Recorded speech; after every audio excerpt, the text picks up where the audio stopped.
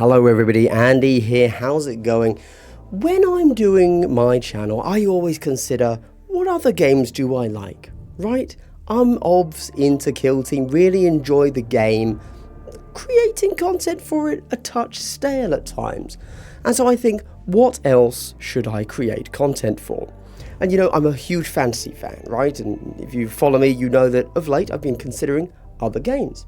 And GW sent me Underworld, the latest, the Wintermoor box. And so I was thinking, if I were to do fantasy, would it be better for me to do Underworlds or Warcry? Two games which are completely different, obviously, but fantasy, small scale, right? And then I thought, I heard somebody on my Discord said, I heard some people were being a touch mean online about the player size of Underworlds. And so these were Warcry players. And so I was like, really? Warcry gets more players than Underworlds? I'm actually shocked, because Underworlds is a tournament game, okay? So you expect to see tournaments for it. Warcry is not a tournament game, so you don't expect to see tournaments for it. So it's quite tough to get both, right? So there could be a bajillion players playing Warcry, but it's not a tournament game, so you wouldn't see them. Except we have a snippet of data in the form of Adepticon. So Adepticon obviously just happened, and in case you didn't know, a lot of games use Adepticon as their grand championships. So I thought, hey, let's take a look. Let's see what that is. And so I thought we'd run over some numbers, because yes, we have all of GW. We have the competitive and the casual, as you see that I've kind of divvied them up there. But we also have other competing companies like Atomic Mass Games, Mantic, and then some smaller ones as well. So I thought, let's look at some numbers and see what's going on. To answer your initial question, 40k, without a shadow of a doubt, has the biggest tournament scene. However, it did not get the most numbers at Adepticon. But if you actually look outside of just Adepticon, we're only going anecdotally off of the Adepticon numbers here. I put some slides together. However, I did have a quick look on BCP, and 40k, yes, it didn't have the most number of people at Adepticon. It did then, on BCP, have another, like 100 events across the world on the same day in different locations.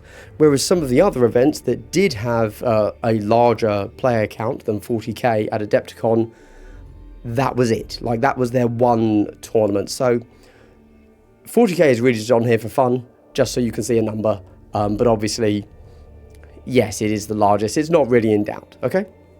Anyway, it's also good to note, for example, looking at 40k right now, 253 tickets sold out of 256.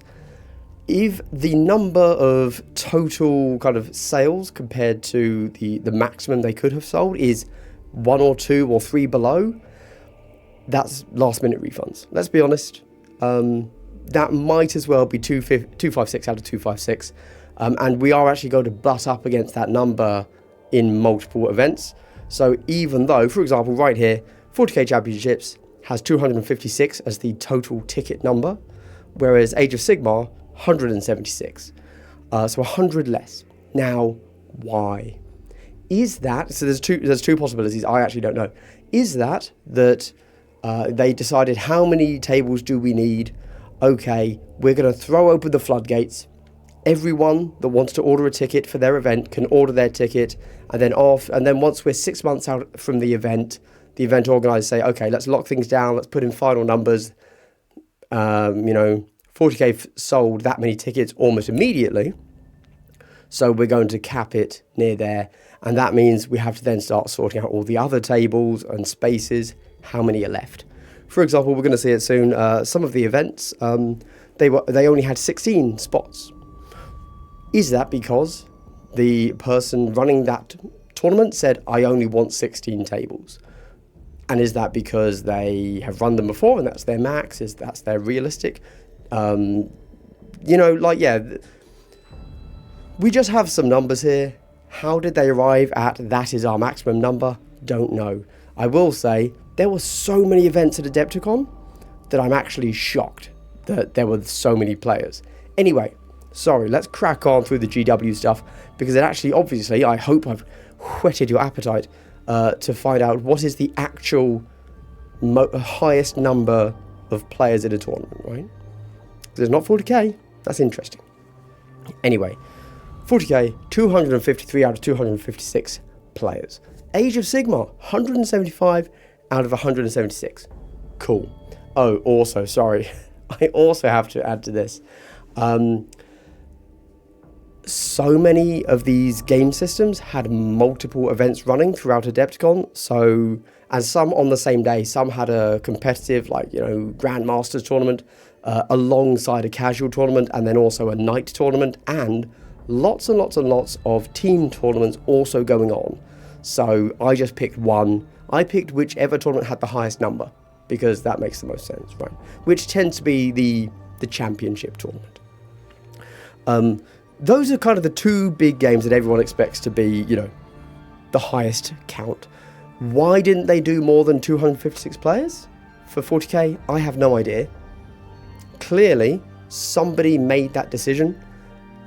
Who knows? Maybe that's kind of their highest number that they said any space can take up, because one of the game systems that has a higher player count also probably plays on smaller tables. So, yeah, okay.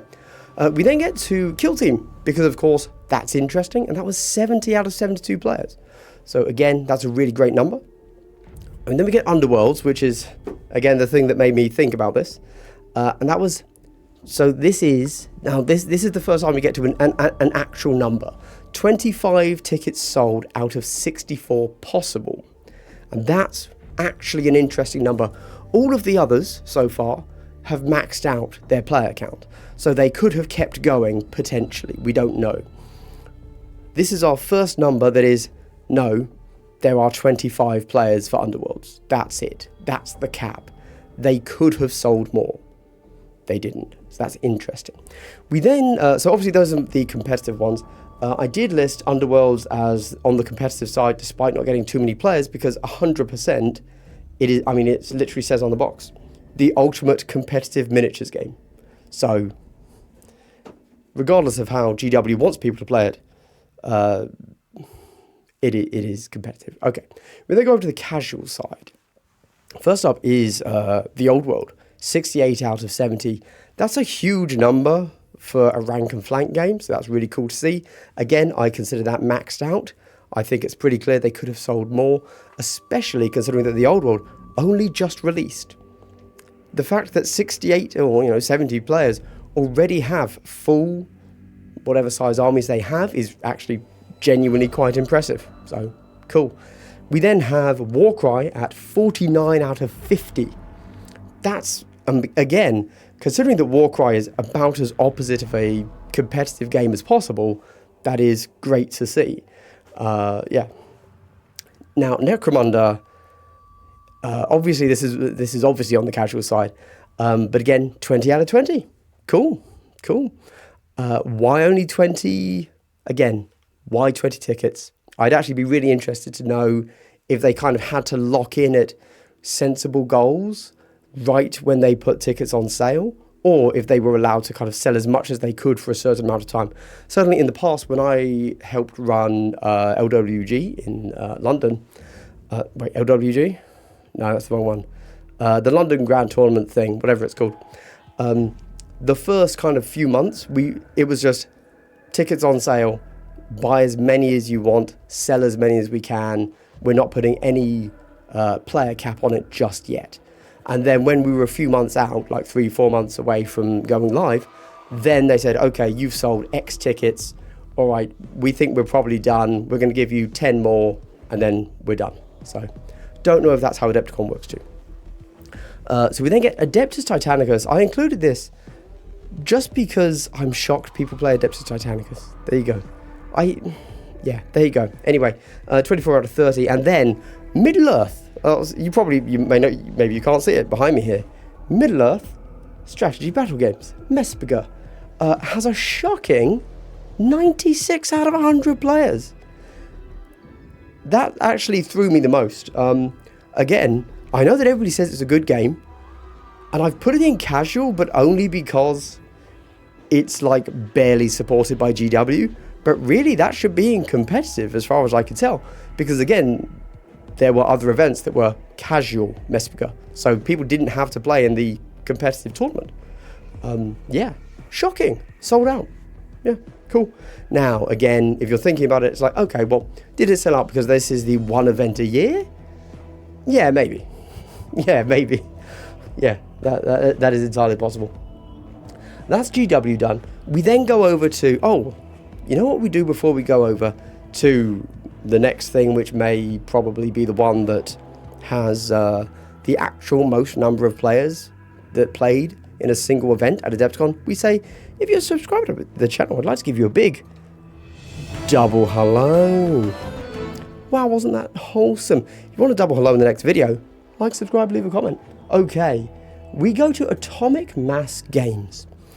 Now, for those of you unaware, if you're GW only, Atomic Mass Games are the guys that have the Star Wars and Marvel licenses, IP licenses for miniature games. There you go. They used to be Fantasy Flight games, but then Fantasy Flight got bought by Asmodee, and Asmodee gave all of the miniatures from Fantasy Flight over to Atomic Mass Games.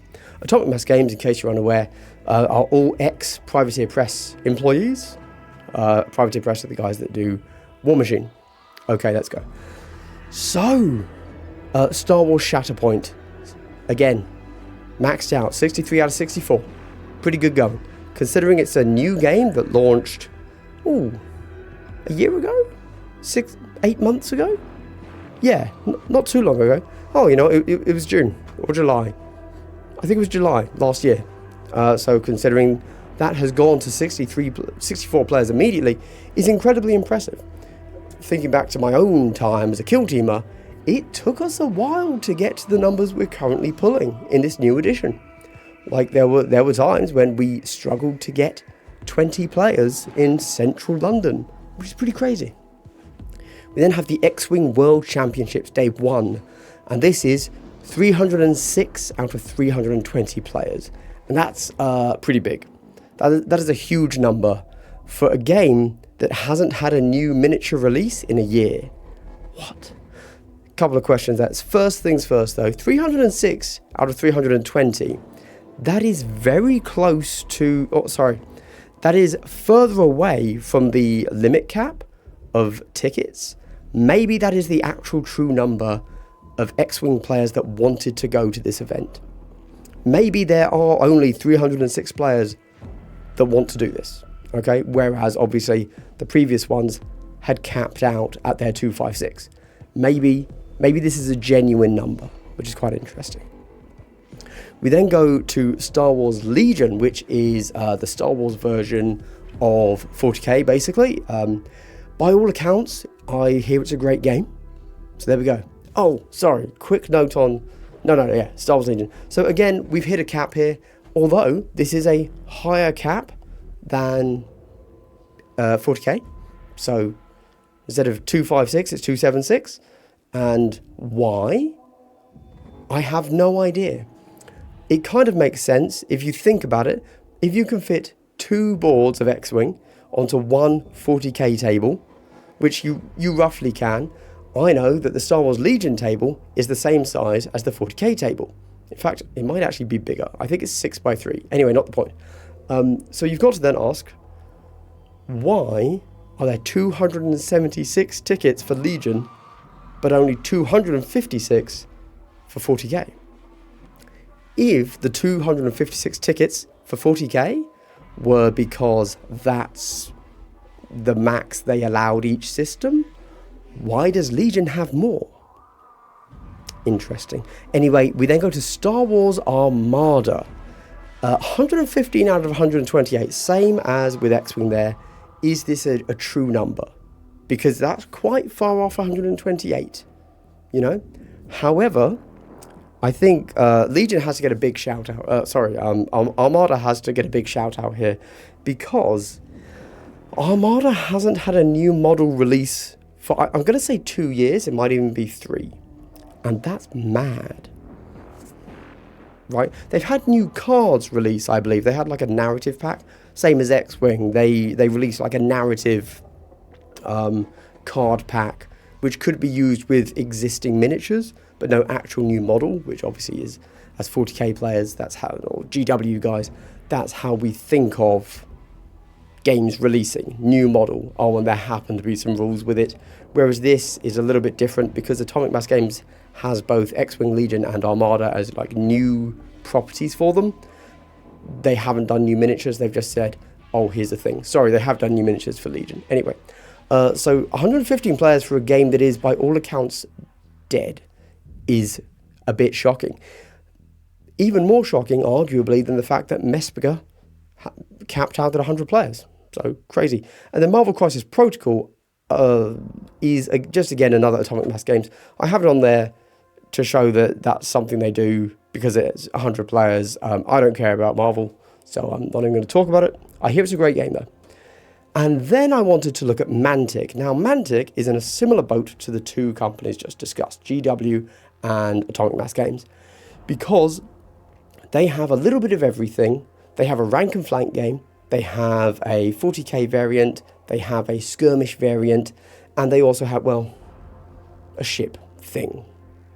Yeah, so very interesting to see these numbers. So Armada, Blood in the Water. Armada is like pirate ships. If you remember the old GW game Dreadfleet, it's their version of that, if you want to think of it that way. That is 24 out of 30 sold. Firefight is their version of 40k, 16 out of 20. Dead Zone is their skirmish version, that's 18 out of 20. Kings of War is their rank and flank. And, you know, say what you will, once the old world blew up, Kings of War was, for a good half decade at least, the rank and flank game. If you wanted to play rank and flank, Kings of War was the place to go. And if you want to play existing current old world, but you don't want to pay GW prices, Kings of War is still the place to go, because 100% it was designed around the old GW Warhammer Fantasy armies and being cheap proxies for them. So, still legit. The fact that there are 39 for this after the old world has come out, I think is actually quite impressive. Although 39 out of 50 does sound like they've kind of hit their max there, whereas the others all seem close enough that it's like, well, maybe those are just refunds, and they could have increased that cap to be something else. Still interesting numbers, right? The fact that Mantic didn't go for 100-person tournaments. They were like, oh, our biggest game system, 50, you know? Maybe that's expectation, maybe that's actual sales, don't know. We then go to a few others, just because I think they're quite interesting to kind of, you know, see what else is going on. A Song of Ice and Fire managed to pull 52 out of 64, which, again, a great number. Like, all of, man, 2 years ago, when we were doing Kill Team, I'd have killed for 52 players. Even now, a 52-player tournament for Kill Team is considered a wild success.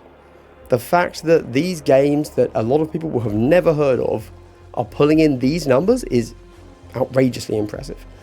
However, 52 out of 64 does sound kind of like the max, you know?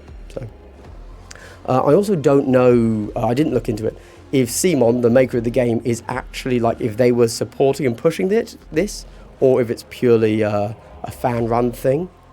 Don't know. I then put Conquest, Lost Argument of Kings there, because that is also rank and flank. Totally different game, but 48 out of 60. Basically everything I just said for Song of Ice and Fire, but for that as well. And the fact they've managed to get that many just purely off of their system and their models, instead of sharing an IP or using an IP, is actually incredibly impressive. We then go to what I would consider the other competitive games, basically. Yeah. So anyway, we've got Infinity, which is something I just built a whole load of models for, actually. But yeah, because I intend to play it soon. They've got Sorry, I have to lean in because I can't see. 63 out of 64, they managed to max that. That's amazing to see. We've then got Judgment. Now, if you don't know what Judgment is, Play on Tabletop, whose shirt I'm currently wearing, for no reason, sorry, I didn't address this. When I was out there, they gave me their t-shirt, so I just wear it sometimes. They actually play Judgment sometimes, and they've done a how to play Judgment. It's like a hex-based system, similar to Underworlds. Underworlds, what was it? 24 players? Judgment maxed out at 30. And I will let you know, Judgment had a second tournament called Judgment 5s, because when you play Judgment, you can play a small game, which is 3 heroes, or a larger game, which is 5 heroes, both maxed. Pretty impressive, I'm not going to lie. We then have Malifaux. Now, I've never played Malifaux, but whenever I hear people talking about, like, modern skirmish games, everybody seems to say, oh, so it's like Malifaux. Because I feel like Malifaux's done a lot of stuff for skirmish games, and I just want to... I keep an eye on it. But they max out, 32 out of 32. Bushido. Whenever I talk about, oh, what's a good skirmish game, this game gets recommended to me. Maybe this is all by one guy who just loves Bushido, but it's a Oriental-inspired, mythological skirmish game. Called Bushido, and considering that I have never heard about it outside of the occasional times when I recommend or ask someone to recommend me a new, cool, unknown skirmish game, they say Bushido. And the fact that it managed to pull any numbers at all surprises me, because again, I've never heard of it, really. 29 out of 40, that's very cool. And then of course War Machine, they had a whole load of events on. Most of them were aimed at like 10 players max.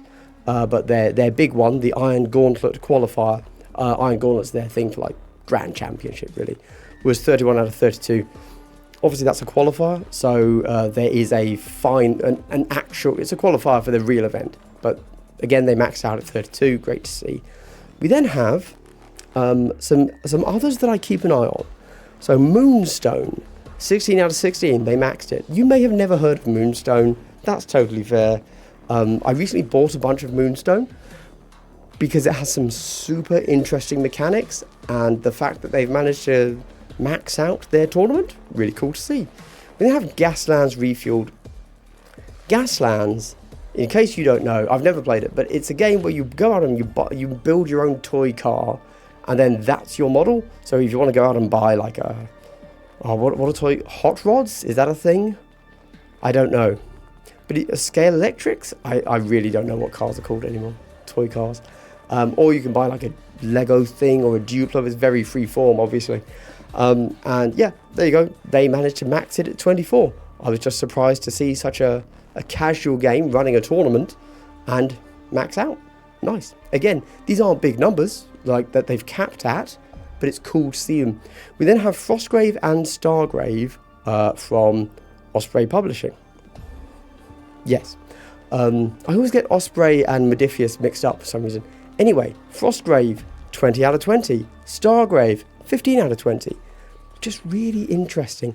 Oh, I will quickly point out, Mordheim did run an event. Yeah. Like, there was a Mordheim tournament if you wanted to go to it. It didn't get that many, which is quite interesting. The fact that Frostgrave and Stargrave kind of got more than it.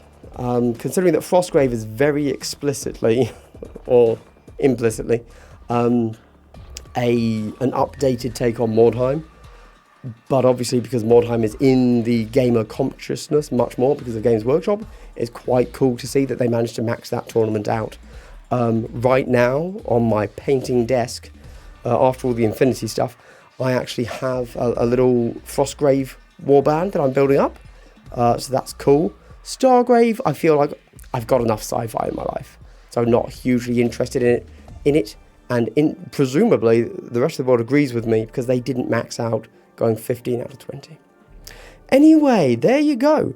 These were just some interesting numbers that I thought are interesting. The fact that 40k wasn't the biggest tournament, not even just from a table space size, right?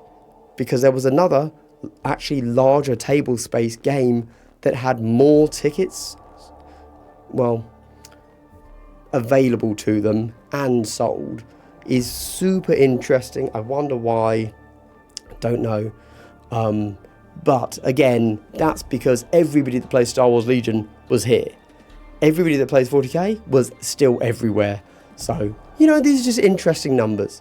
And will I use them to influence me about what games that I will cover in the future when I'm looking to be interested in things?